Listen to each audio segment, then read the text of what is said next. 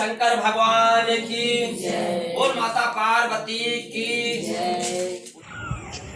Hello friend, good morning, नमस्कार। स्वागत है आपका आपके अपनी YouTube channel Anita Devi real blogs में। तो दोस्तों, कैसे हो आप लोग? आशा करती हूँ कि आप सब बहुत अच्छे होंगे। और आज है संतान सप्तमी, तो आप सभी लोगों को संतान सप्तमी की ढेर सारी शुभकामनाएं। और आज हमारे यहाँ पूजा होने जा रही है संतान सप्तमी की। आप लोगों को ये वीडियो बना करके दिखाएंगे। इनका नाम है सैल, और यही आप लोगों को वीडियो बना करके दिखाएंगी। आप लोग ज़्यादा से ज़्यादा इस वीडियो को लाइक करना, दोस्तों के साथ शेयर करना और हमारे चैनल को ज़्यादा से ज़्यादा सब्सक्राइब करना। तो चलिए दोस्तों, हम जा रहे हैं अब दूसरे काम में, और ये आप लोगों को आगे का वीडियो दिखाएंगी। तो प्लीज़ आप लोग वीडियो को फुल वॉच करके देखना। पहले वो करो, भूलने वाते में सत्य नहीं, खाली भूलने वाते में चढ़ाओ फल और जो हमारे सब धागा अपन ध्यान रख के चढ़ाओ। पहले फूल ले लो, सब लोग हाथ जोड़ो, भगवान का ध्यान करो, टाक के भीतर हाथ पाँव न रखिए। ओम सुखादित कल्लोलंबो दृष्टि विघ्न विनाशाय धूमकेतवाय राजतो भाजंत्रो गजाननम द्वादश नामानि मे विवाहिते प्रवेशे निर्वते संग्रामे संकटे च रघुवरम देवी सजगाम चतुर्भुजं प्रसन्नवदनं ध्यायते तदेव लग्नं सुयुक्तं तदेव ताराबलं चंद्रबलं तदेव विद्याबलं तदेव देवबलं तदेव लक्ष्मीपते तदेव चादेव फूल। अब चढ़ाओ फल और जो हो सब सामान चढ़ाओ। पुआ हुआ जो बना के लाओ वो तो सब फूल लाओ। हाँ, सब जगह चूरा चढ़ा दो, खीरा और सब कुछ फल फलवारी सब चढ़ा दो। हाँ, नीचे रख दो, नीचे रख दो, थोड़ी सी जगह करके नीचे रख दो। नींबुआ हुआ सब चढ़ा दो। हाँ, दूब धरो, दूब ऊपर न धरे उनके भाई, दूब नीचे धरी जाइए। हाँ, दूब ऊपर नहीं। सब चूड़ी उड़ी सब कुछ चढ़ा। हाँ, सब चढ़ाओ। जेके पास चांदी की और चांदी वाली चढ़ाओ, जेके पास धागा धागा चढ़ाओ। पर धागा ध्यान रखे, धागा माता जी में चढ़ी, चूड़ी माता जी में चढ़ी।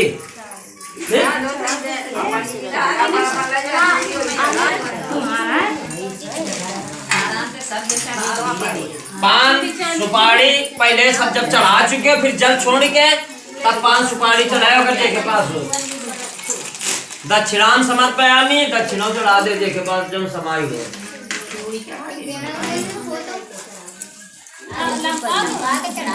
चढ़ा दे धोती बिना एक सप्ताह की धोती चढ़ा दे और चढ़ा दे। हाँ, चढ़वा। सुनो, एक समय लोमस ऋषि ब्रजराज की मथुरापुरी में वासुदेव देवकी के घर आए।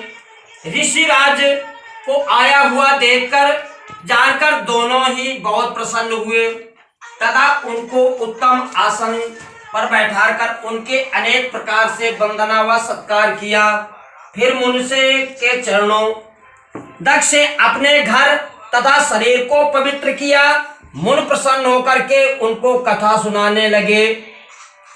कथा को कहते कहते लोमस ऋषि ने कहा कि हे देवकी, दुष्ट दुराचारी पापी कंस ने तुम्हारे कई पुत्र मार डाले हैं, जिसके कारण मन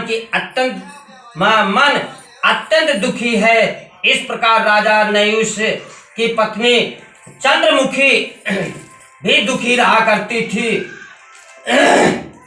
किंतु उसने संतान सप्तमी का व्रत विधिवत किया, जिसके प्रभाव से उसको संतान का सुख प्राप्त हुआ।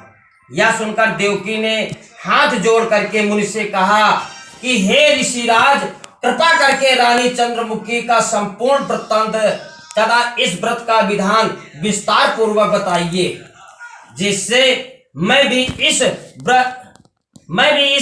दुख से छुटकारा पाऊं। लोमस ऋषि ने कहा कि हे देवकी, अयोध्या के राजा नयुष थे, उनकी पत्नी चंद्रमुखी अत्यंत सुंदर थी।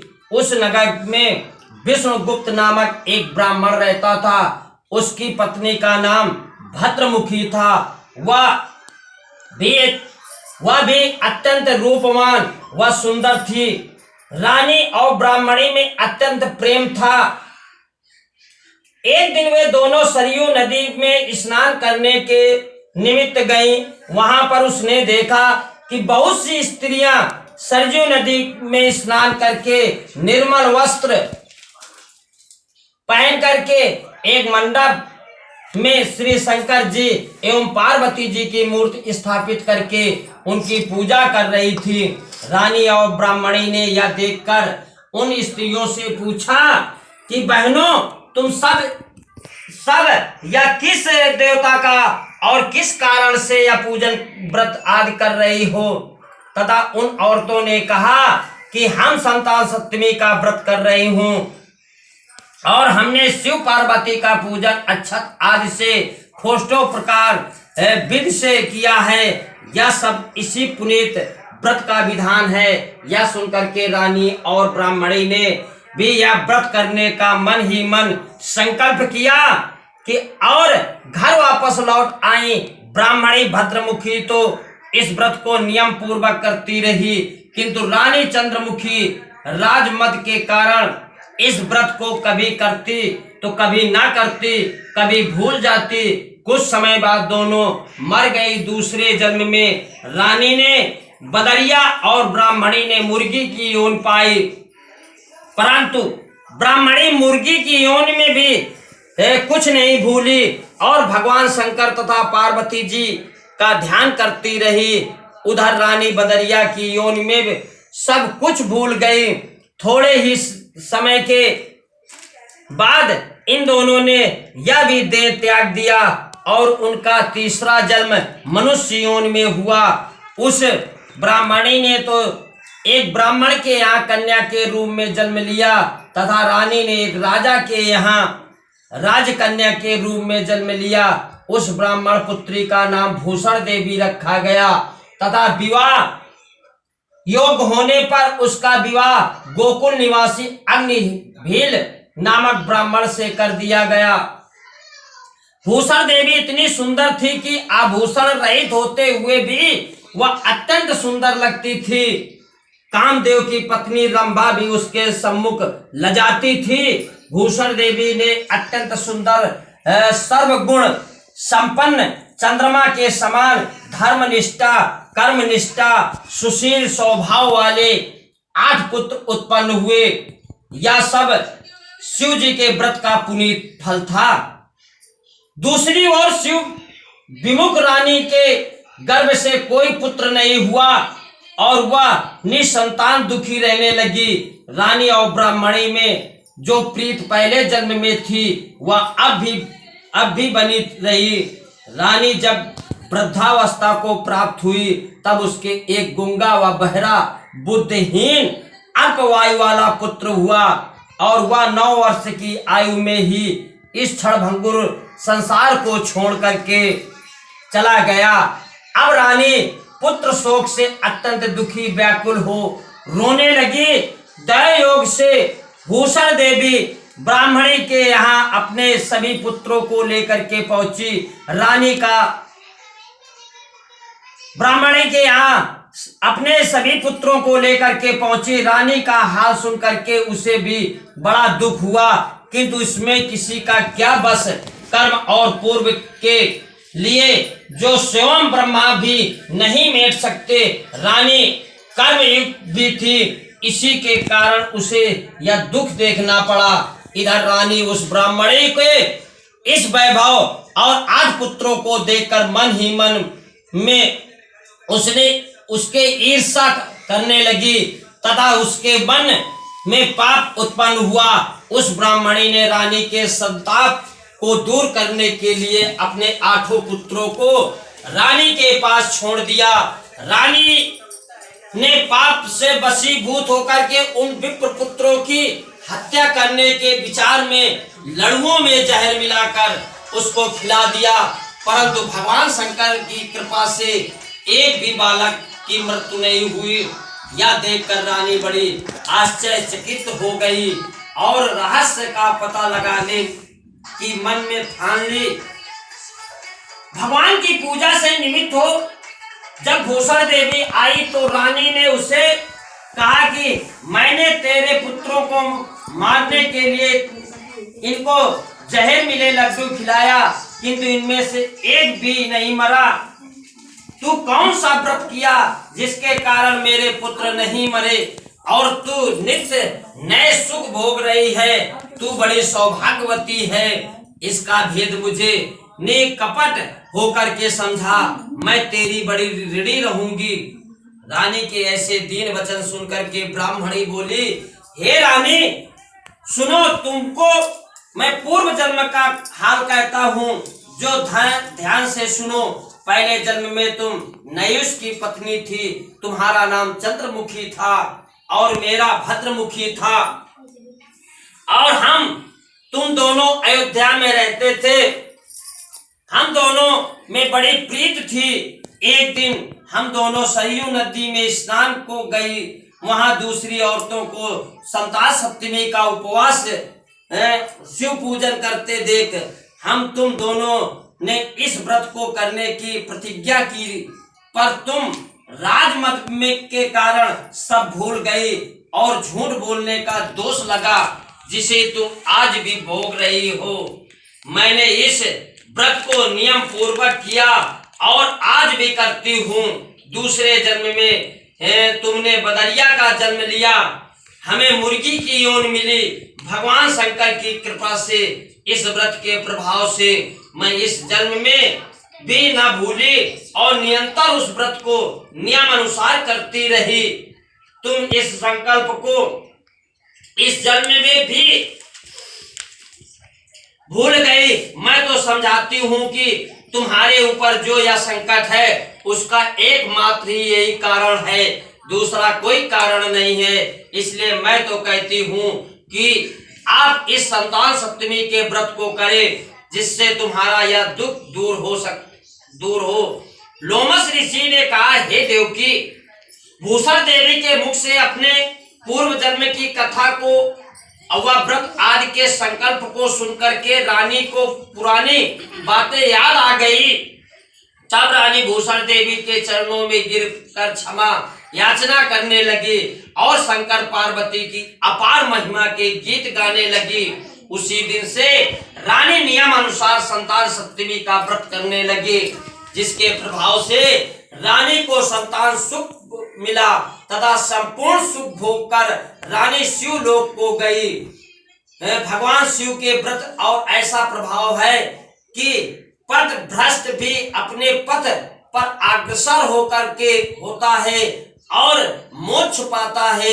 लोमस ऋषि ने कहा, हे देवकी, इसलिए तुम भी इस व्रत को करके संकल्प मन में करो तो तुमको भी संतान सुख प्राप्त होगा। इतनी कथा सुनकर के देवकी हाथ जोड़ करके लोमस ऋषि से पूछने लगी कि हे ऋषिराज, मैं इस व्रत को अवश्य करूंगी, किंतु आप कल्याणकारी संतान सुख देने वाले व्रत का विधान विधि पूर्वक समझाइए। यह सुनकर के ऋषि बोले, हे देवकी, यह व्रत भादो मास की शुक्ल पक्ष को सप्तमी के दिन किया जाता है। उस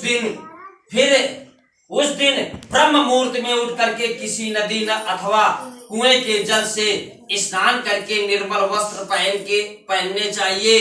फिर शंकर व पार्वती की मूर्ति को स्थापित करें। इन प्रतिमाओं के सम्मुख सोने चांदी के तारों अथवा रेशम को लेके के गड्ढा बनवावे। उस गड्ढे में 7 लाखें लगानी चाहिए। इस गड्ढे को धूप दीप अष्टकंद से पूजन कर अपने हाथ में बांधे और शंकर जी से अपनी कामना पूरी होने की शुद्ध भाव से प्रार्थना करे। बाद में 7 पुआ बना करके भोग लगावे। साथ ही पुआ एवं यथाशक्ति सोने या चांदी की अंगूठी बना करके एक तांबे के पात्र में रख करके उसका होष्टो प्रकार से विधि से पूजन कर किसी ब्राह्मण को दान दे। उसके बाद 7 पुआ स्वयं प्रसाद के रूप में ग्रहण करें। इस प्रकार इस व्रत का पारायण करना चाहिए।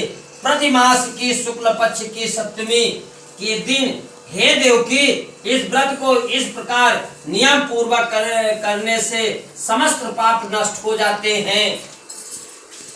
और भाग्यशाली संतान की प्राप्ति होती है तथा अंत में शिवलोक की प्राप्ति होती है। हे देवकी, मैंने तुमको संतान सप्तमी का व्रत संपूर्ण विधान पूर्वक वर्णन कर दिया, उसको अब तुम नियम पूर्वक करो जिससे तुमको संतान की प्राप्ति होगी। इतनी कथा कहकर के भगवान आनंद कंद श्री कृष्ण ने धर्म अवतार युधिष्ठिर से कहा कि लोमस ऋषि इस प्रकार से हमारी माता को शिक्षा दे करके चल दिए। ऋषि के कथा अनुसार हमारी माता देवकी ने भी इस व्रत को नियम अनुसार किया, जिसके प्रभाव से हम उत्पन्न हुए। यह व्रत विशेष रूप से स्त्रियों के लिए कल्याणकारी ही है, लेकिन पुरुषों की भी संतान रूप से कल्याणकारक है। संतान का सुख देने वाला, पापों का नाश करने वाला यह सबसे उत्तम व्रत है। इसको हर प्राणी स्वयं भी करे तथा दूसरों से भी करावे। नियम पूर्वक जो इस व्रत को करता है और भगवान शंकर और पार्वती की सच्चे मन से आराधना करता है, वह निश्चित ही अमर यश को प्राप्त करके अंत में शिवलोक को प्राप्त होता है। बोले शंकर भगवान की जय, बोल माता पार्वती की जय। फूल चढ़ाओ।